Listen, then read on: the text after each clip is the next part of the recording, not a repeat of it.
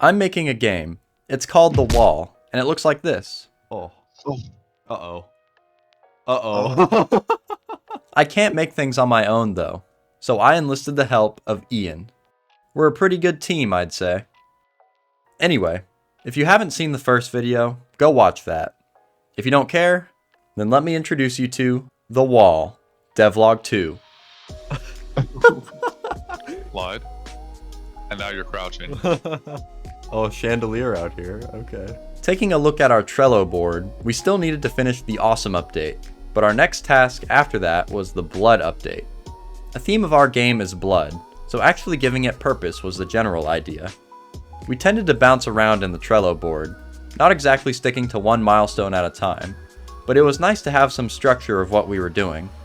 To wrap up the Awesome update, we added a bunch of prototypes just to get them in the game. I say we, but all of this was mainly done by Ian. Interactables, like chests, shops, and doors, were added first. I drew the assets, then Ian did the rest. Chests could be open and had loot inside, like blood or a weapon. I don't think I've mentioned weapons until now, but those are definitely going to be a major part of the game. More on that later. The shop could be interacted with, and blood was decided to be the main currency of the game. Interacting with the shop slowed down time to give the player a chance to actually buy things, such as healing or a weapon. Enemies could open doors, and doors actually revealed the inside of the house like intended.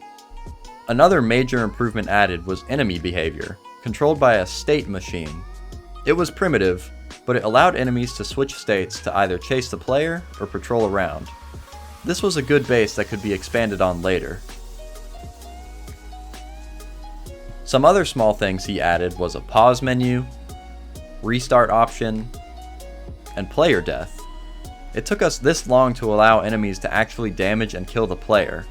Crazy, right? Lastly, he got rid of the ugly starting scenery, and made the player spawn at a house instead. That concludes the Awesome update. You could actually kinda play the game and have fun at this point. It's worth noting that we had ideas for different regions for the game. The region we are in right now is called Suburbs, and it's meant to give off a neighborhood vibe. But the other region ideas we wanted to add were City, Skyscrapers, Ocean, and Military. The player would progress through them in sequence, each one being harder than the last. Before moving on to the next region, the player would get to choose a perk of some kind, but I'm getting ahead of myself here. Moving on to the Blood update, we made vials to store the blood and give the player an indicator of how much blood they had collected. The shops would take one vial for a purchase. We also added a really cool blood collection effect that totally worked on the first try. The last thing for that milestone was to actually spawn chests and shops in a reasonable way. Since we wanted everything to be random, we needed a solution to spawn chests in chunks without hand placing them, to ensure the player got a guaranteed number of chests per region. To solve this, 3 chunks of the 20 that would spawn were randomly selected to have chests spawn in them. We hand-placed chest spawn points in each chunk, each one with a different chance to spawn, and the chest would choose one of those to spawn in once the chunk was generated. A similar solution was made for shops, except a shop would replace a room that would spawn, instead of selecting a spawn point. Speaking of rooms, I haven't explained those yet. Houses could have hand-placed furniture in them, but then that house would always be the exact same every time. To eliminate bland houses, I made a variety of rooms that would spawn in the houses instead, making every house a bit more unique. Seeing the same room over and over again might also become bland, so I created multiple variants of common objects you would find in the suburbs. Now even the rooms could be randomized. Sometimes a bit too random. Alright, it likes spawning a fireplace up here, I'm noticing. It does. The only problem now was actually making them, which would take some serious time. First, I drew up a sprite sheet with all of the objects I would need. Then each object needed a collider, spawn point, health, and weight. Then I could add the objects to entity spawners, and finally place those in rooms. No. No! In order to spawn these rooms in a house, we created a room spawner, much like an entity spawner. I made small, medium, and large rooms, from kitchens and bathrooms to outside grilling areas and flowers. Finally, the chunks were diverse. But enough of that. What the heck has Ian been working on? Well, while we were playtesting, we noticed it was getting harder to move around with all of the furniture in the houses. So he worked on adding crouching and sliding for the player. Dude, this is sick though. I like the transition there is pretty nice. If you just start running, his back just arches back up. Oh, but watch this. That's pretty sick, huh? Movement is extremely difficult to perfect, so we spent a lot of time fixing bugs and making it feel smooth. While he was adding that, I was noticing all of the problems I'd created by adding rooms. Lots of little things, like not being able to get past some furniture, proportions not being correct, or the weight of objects not making sense. But one stood out among the rest. Demon chairs. Allow me to explain. I corrected most of the bugs, then moved on to adding more content for the suburbs. In total, I created a deck house, perk room, playground, and a rock with a face on it. Ian added platforms a while ago, but they never really worked as intended, so we finally fixed them. Don't take platforms for granted, they are harder to implement than you might think. He also added some new game mechanics, but first, let's talk about multi-chunks. After I created the playground, we thought it would be cool if it could generate differently each time, so Ian worked on a solution. If we gave each area of the playground its own anchor points and treated it as its own mini-chunk, we could spawn them in any way we like. Ian created a special script to handle this, and made sure they only spawned within the start and end chunk.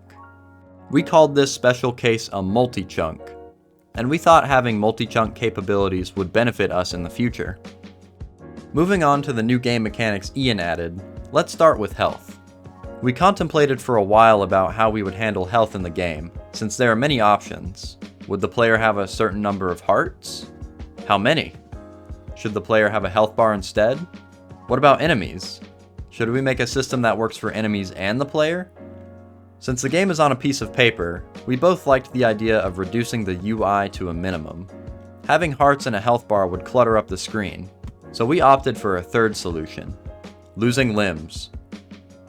When the player took enough damage, they would lose a random limb. If the player lost both of his arms, he could no longer hold a weapon. If the player lost both legs, he would have to crawl.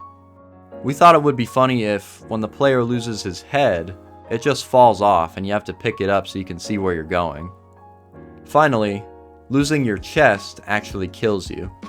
We determined that the first 2 limbs you lose must be an arm or a leg. Then it's random after that, so it would take a minimum of 3 limbs lost for you to die. The enemies, we decided, would just have a hidden health bar for now. Having the player lose limbs added a new feel to the game, and made it more unique than other games. Let's talk weapons. For a while we only had a sword, but Ian drew a couple more.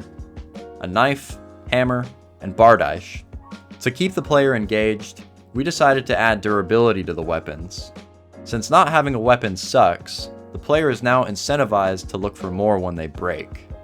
Ian also added windows.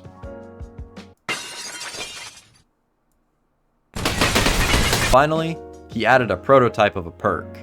Since the core of this game is a roguelike, it wouldn't make much sense to leave perks out of the game. Plus, it can make any game way more fun. But for now we just have a placeholder to be expanded on later. All of this progress was made during the summer of 2022, when Ian and I both had a lot of free time and motivation. The last month of summer was spent on polishing and bug fixing. We slowed the pace on development and enjoyed our summers. We got to reflect on all of the new mechanics we added to our game. We had chests and shops, weapons and limb loss. The chunks had life to them, and the movement was improved. All of this progress was so motivating, and it pushed us to continue. What was in store for us next? You'll have to find out in the next video. You know, if I didn't know any better, it would look like you've done absolutely nothing since the last time I walked in here.